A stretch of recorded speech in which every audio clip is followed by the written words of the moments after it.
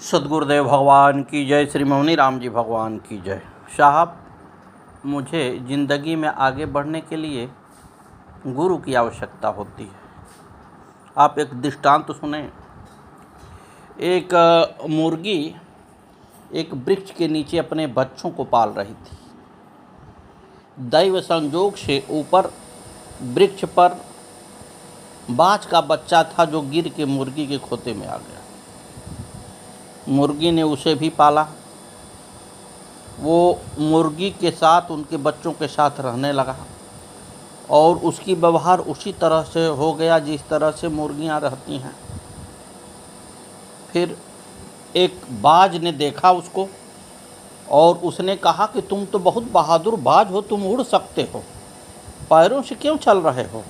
तो उसने कहा नहीं नहीं, मैं तो मुर्गी हूँ, पैर से ही मैं चल पाऊँगा, उड़ नहीं पाऊँगा। बाज ने अपने पंजे में उसको जकड़ लिया और ले जाके बहुत दूर पहाड़ी पर से बाज ने छोड़ दिया। और जैसे ही बाज ने छोड़ा, अब ये बच्चा जो बाज का था वो समझा कि अब तो मर जाएंगे, पंख फैलाया और उड़ने लगा। उड़ते हुए अपने गंतव्य स्थान तक पहुंच गया। तो कहने का मतलब ये है साहब कि सही लक्ष्य को साधने के लिए गुरु की आवश्यकता है। गुरु के बताए हुए वचनों का पालन करें, गुरु दीक्षा ले लें कि जो बीत गया वो तो बीत गया, अब वापस नहीं आना है। थोड़ा सा जो बचा है उसको आप संवार लें। मेरा राय यही है। सद्गुरुदेव भगवान की जय। महात्मा बुद्ध से पीवक ने कहा, भगवान मैंने ब्रजोली, कपाल भाती, जालंधर आदि सिद्ध कर लिया है। भस्त्रिका, भ्रामरी एवं उज्जाई प्राणायामों का अभ्यास कर लिया है। आगे की साधना बताएं। उनकी वाणी से महत्वाकांक्षा की गंध टपक रही थी। अभी इसी साधना का अभ्यास करो, नियत समय पर अगली साधना बता दी जाएगी। बुद्ध शांत स्वर में बोले। पीवक वहाँ से चले आए पर उनको संतोष नहीं हुआ। वे जिस भिक्षु के पास जाते उसी से यही कहते, मैंने जो साधनाएं सिद्ध कर ली है, न जाने क्यों तथागत उन्हीं को दोहराने की बात करते हैं। इससे मेरा समय नष्ट होगा या नहीं? एक दिन पता चला कि पीवक समाराम परित्याग कर नगर के किसी रमणी के साथ भाग गया। भिक्षुओं ने अत्यंत आश्चर्य से बुद्ध को यह जानकारी दी तो उन्होंने हंसकर सहज स्वर में कहा, यह दोष उसकी नहीं, महत्वाकांक्षा का है। यह जहाँ रहेगा सर्वनाश ही करेगा, फिर चाहे वह योगी हो और तपस्वी हो, चाहे गृहस्थी हो। सद्गुरुदेव भगवान की जय। श्री शिवाजी के बारे में हम समझें। एक बार अन्यायी मलेक्ष आजीज खान ने द्वारकापुरी में आग लगा दी। तब रणछोड़ श्री द्वारकाधीश ने सागन के पुत्र शिवा को पुकारा। धरती, धन और धाम आदि के लिए सभी साधारण लोग लड़कर मर जाते हैं, परंतु इस वीर बड़ैलवंशी क्षत्रिय भक्त ने चतुर्भुज श्री द्वारकानाथ के चौड़े चौक में यवनों की सेना को विध्वंस कर अपने तन, मन और प्राणों का न्यौछावर कर दिया। इस प्रकार राठौर वंशीय इस भक्त ने अपने बाहुबल से अपने पूर्वज चाँद के नामों को उजागर किया और नष्ट होती हुई द्वारकापुरी की तथा वहाँ के निवासियों की रक्षा की एवं उसे सदा के लिए सुरक्षित कर दिया। श्री शिवाजी भीलों के राजा थे, परंतु स्वयं भील नहीं थे। ये राठौर क्षत्रिय थे। मारवाड़ राठौर राज्य की स्थापना करने वाले राव शिवाजी का तीसरा पुत्र अज था। उसने ओखा मंडल द्वारका के निकट एक प्रदेश पर अधिकार कर वहां अपना राज्य स्थापित किया। अज के वंशज बाढ़ैल राठौर हैं जो अब भी वहां हैं। श्री शिवाजी उन्हीं के वंश में उत्पन्न हुए। द्वारका से 4 कोस दूर पर श्री शिवाजी का निवास स्थान था। ये वहां से नित्य दर्शन करने आते थे। दर्शन करना, प्रसाद लेना और परिक्रमा लगाना यह आपका नित्य नियम था। भगवान इन्हें प्रिय थे तथा ये भगवान के प्यारे थे। तभी तो संकट के समय भगवान ने इनका स्मरण किया। स्वाभाविक है कि संकट में प्रिय की ही याद किया जाता है। जैसे अजामिल को संकट के समय अपने प्रिय पुत्र नारायण को याद आई, उसी को पुकारा। बादशाह के सेनापति अजीज खां का उद्देश्य था कि नगर को जलाकर मंदिर को तोड़ दें, हिंदू धर्म के केंद्र को नष्ट करके इस्लाम धर्म का केंद्र स्थापित कर दें। लोग भाग न सके, इस विचार से उसने रात को चारों ओर से घेर कर आग लगाई। तब द्वारकाधीश ने छत के ऊपर चढ़कर पुकारा, रक्षा कीजिए, यवनों ने पुरी में आग लगा दिया है, शिवाजी आकर मेरी रक्षा करो। शिवाजी के कान में ये शब्द पड़े तो इनकी मति भाव में डूब गई। सर्वसमर्थ भगवान सर्वदा भक्तों की रक्षा करने वाले मुझे पुकारते हैं, यह मुझ पर असीम वात्सल्य का और दया है। अनेक पार्षद सेवा में उपस्थित हैं, उन्हें छोड़कर मुझे प्रभु ने आज्ञा दी है, अपनी रक्षा करा रहे हैं। प्रेमाकुल शिवाजी ने भी अपनी छत पर चढ़कर नगाड़ा बजाया, जिसे सुनते ही इनके सैनिक घुड़सवार आ गए, उन्हें लेकर द्वारका पहुंच गए। प्रभु की कृपा एवं आज्ञा की शक्ति से लगभग 500 घुड़सवार वीरों ने कई हजार सशस्त्र यवन सैनिकों के टुकड़े टुकड़े कर दिए। चाहते तो आप जीवित रह सकते थे, पर शुभ अवसर देखकर प्राणों को न्यौछावर कर दिया। इसमें हेतु यह है कि श्री शिवाजी ने विचारा कि यदि मैं जीवित रहा तो लोग कहेंगे कि इन्होंने पुरी की रक्षा की, इन्हें द्वारिकाधीश ने पुकारा। ऐसी बड़ाई मुझे बड़ा भारी दुख करने वाली होगी। एक प्रकार से वह मेरी भक्ति का उपहास होगा। अतः द्वारका धाम में भगवान की आज्ञा से भगवान के लिए आज यदि मैं शरीर न त्यागूं तो फिर ऐसा अवसर कभी हाथ नहीं आने वाला है। जैसे समर मरण पुनि सूर सरि तीरा, राम काज छन भंगु शरीरा, बड़े भाग अस पाई मीचू। ऐसा विचार कर आपने प्राण न्यौछावर कर दिए। यह भी प्रसिद्ध है कि कटे हुए आपके धड़ ने बचे खुचे यमन सैनिकों का संहार कर दिया।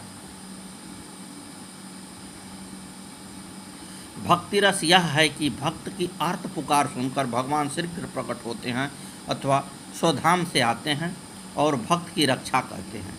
गजेंद्र, द्रौपदी आदि इसके असंख्य उदाहरण हैं। आज भगवान ने पुकारा, भक्त ने कष्ट से बचाया, यह नया रस है। भक्त को बड़ाई देने के लिए तथा भक्त मेरे समान है यह प्रमाणित करने के लिए ही भगवान ने ऐसी लीला रची। श्रीमती रत्नावती जी जयपुर के निकट आमेर नगर में निवास करने वाली सुनखा जीत की पुत्री रत्नावती जी में सब प्रकार की भलाइयाँ विशेष रूप से विद्यमान थी। आप महान भक्त राजा पृथ्वीराज के कुल की वधू थी तथा भक्तों में श्रेष्ठ थी। भगवान की कथा सुनने में, कीर्तन करने में आपको बड़ा प्रेम था।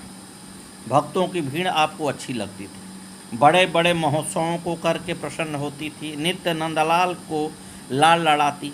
भगवान के श्री चरणों के चिंतन में मग्न रहकर अपने भगवत भक्ति का पताका फहरा दी। भक्ति के आचरण में बाधा करने वाली पति पर लोभ न करके उनसे अपने मन को हटा लिया और संत भगवंत की भक्ति रूप अपना प्रण नहीं छोड़ा। आमेर के राजा मान सिंह जी के छोटे भाई थे माधव सिंह जी। उनकी रानी श्री रत्नावती जी इनके समीप सेवा के लिए एक दासी रहती थी। वह भगवत भक्त दासी कभी नवल किशोर, कभी नंद किशोर और कभी वृंदावन चंद कहकर आँखों में पानी भर लेती थी। एक दिन रानी ने उस दासी से पूछा, तुम बार बार क्या कहती रहती हो, किसका नाम लिया करती हो? उसे सुनकर मेरा हृदय भी उधर खींचता है और मेरे मन में आता है कि मैं भी इसी प्रकार नाम का उच्चारण करूं। इस प्रश्न को सुनकर दासी विशेष विकल हो गई। उसको नेत्रों से आंसुओं की धार बह चली। दासी की ऐसी दशा देखकर रानी की भी दशा वही हो गई। कुछ देर बाद स्वचित्त होकर दासी ने उत्तर दिया, महारानी जी, आप इस बात को मत पूछिए। दिन रात राज सुख भोगिए।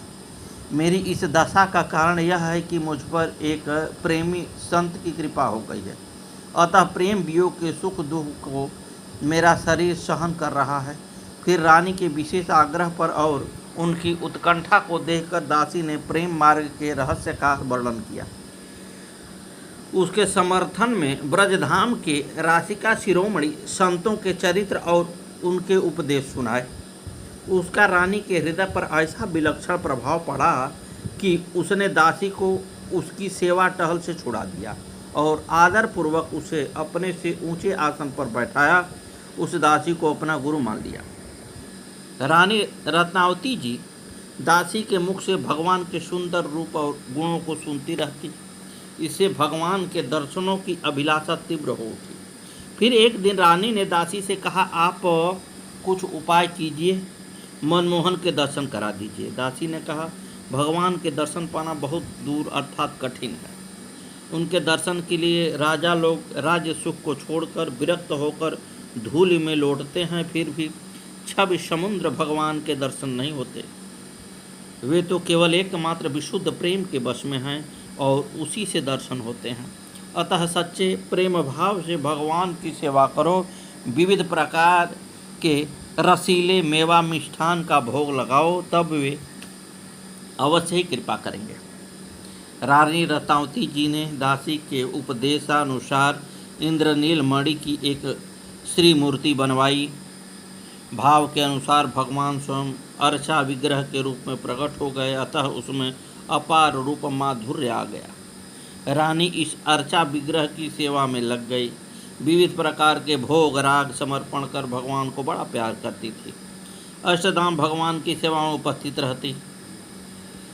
भगवान को शयन कराकर रात में जब रानी शयन करती तो स्वप्न में भगवान सेवा को स्वीकार करते हुए दर्शन देकर उसे सुख देते।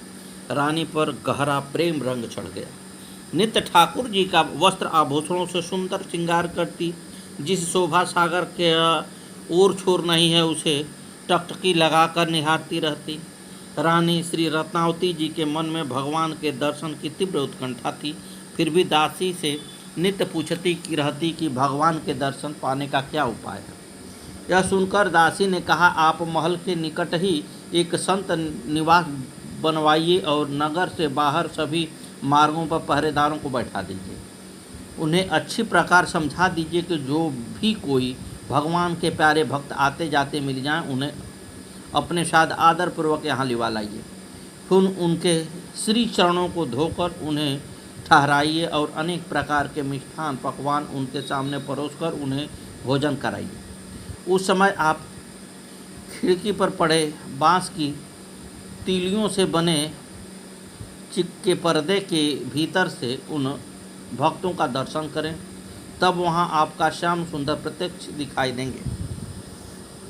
सद्गुरुदेव भगवान की जय। रानी रत्नावती के महल के निकट संत निवास बन गया और वहाँ भगवान के प्यारे भक्त जन आने लगे। रानी उनकी सेवा करती और उनका दर्शन करती। इस प्रकार कुछ समय व्यतीत हुआ। एक दिन वे संतगण पधारे जिन्हें ब्रज भूमि प्रिय थी, जो ब्रज रस के रंग में रंगे थे। रानी ने दासी से कहा, मैं इन संतों के निकट जाकर इनका दर्शन एवं इनके श्री चरणों को स्पर्श करना चाहती हूँ। दासी ने कहा, आप रानी हैं अतः महल से बाहर नहीं जा सकती हैं। रानी ने कहा, रानी पने को मैं त्याग दिया है, अब मैं संतों की दासी हूँ। इतना कहते कहते रानी उठकर चली ही थी कि दासी ने हाथ पकड़कर रोक लिया। रानी बोली, अब मुझसे नहीं रहा जाता है। आप विचार कर यह बताइए कि कुल की लज्जा से सत्संग न करके दुख सहना या उसे त्याग कर सत्संग सुख प्राप्त करना क्या उचित है। मैं तो लोक लज्जा और कुल की मर्यादा को बिल्कुल त्याग कर उसी का आहार करूंगी। ऐसा कहकर दासी के रोकते रोकते रानी राजमहल से उतरकर वहां आ गई जहां सुखप्रद संत विराजमान थे। उसने उनके चरणों में लिपट कर प्रार्थना की, भगवान अपने हाथों से परोसकर साधु संतों को प्रसाद पवाने की बड़ी प्यारी अभिलाषा है। संतों ने अच्छी प्रकार से देख सुनकर यह जान लिया कि रानी भक्त भगवंत के प्रेम में डूबी हुई हैं, अतः उन्होंने कहा, जैसी तुम्हारी मन की अभिलाषा है वैसा करो, इससे कुछ भी हानि नहीं होगी। तदनुसार साधु संतों की अनुमति प्राप्त कर रानी रत्नावती सोने के थाल में विविध प्रकार के व्यंजनों को सजाकर बड़ी उमंग के साथ आई। रानी ने बड़े प्रेम के साथ परोसकर संतों को भोजन कराया। भोजन कराकर रानी ने सबको चंदन लगाया और तांबूल खिलाया।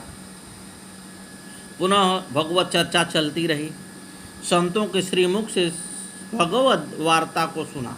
भक्त भगवान के रूप माधुर्य का दर्शन कर रानी ने नेत्र सजल एवं सरस हो गए।